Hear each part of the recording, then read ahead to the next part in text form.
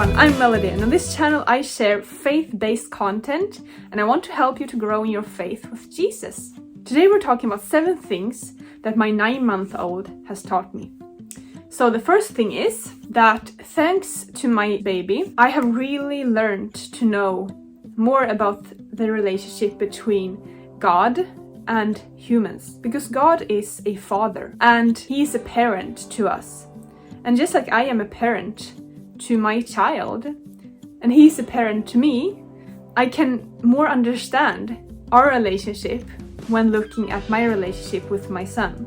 I feel like I know more about just our relationship and how God sees us as his children. When my child messes up, I don't get mad at him. I don't throw him out the house. I love him and I really want to, correct him and help him and guide him before he messes up, so he knows that no, this is not right. At the same time, sometimes I just can't stop it. Sometimes he falls. He's trying now to stand up on his own and take his first steps, and he falls. And I can't be there every single time to stop that from happening. But I can be there to comfort him and help him and motivate him to try again. So the second thing is that my child has taught me so much about joy.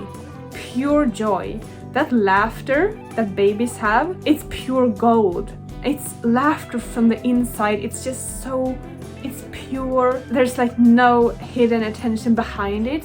It's just joy, pure joy. So he has taught me how to be truly joyful each and every morning. When he wakes up, he's just so excited and happy and filled with life. And it's like every day is an adventure. And I love that. I really want that for us as well. The third thing my child is teaching me is to stand up again when you fall. As I mentioned earlier, he is trying to stand up now on his own and take his first steps. And he will only start to take his first steps if he gets up again when he falls. He falls over and over again, but he does not give up. He didn't fall once and said like, no, this is too dangerous, I'm gonna crawl my whole life.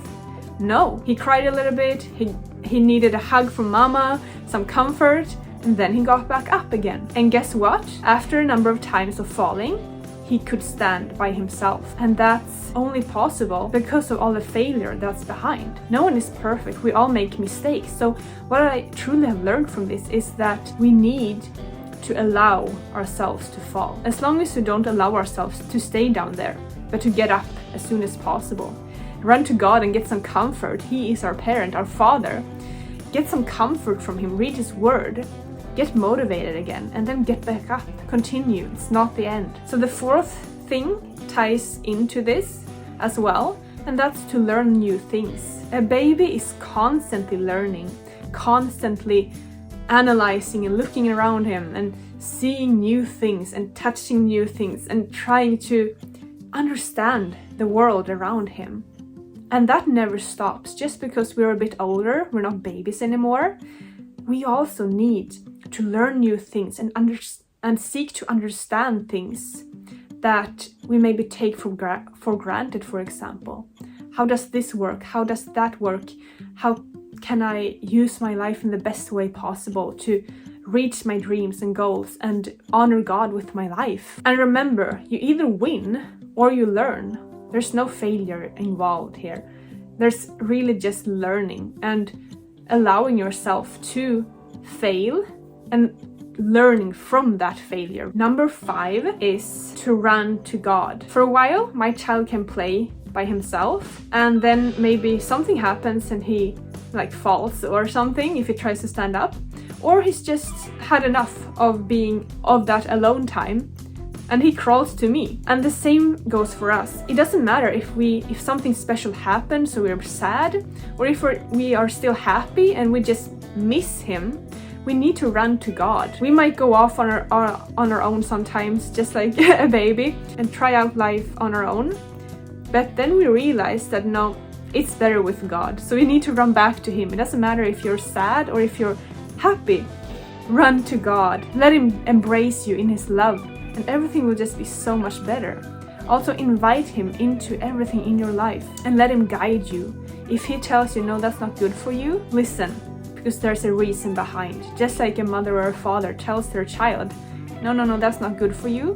It's a reason, it's to protect them. And it's the same with God, He knows best. So number 6 is to look at all the small things, the details, and really acknowledge the wonders of God, the wonders of nature, everything He has done. My child is starting to see the details now, and he likes to point his finger at like the small details and like, yeah, poke them, and this, like, I mean, small details in books and stuff. And like, yeah, smaller rocks he likes to put in his mouth.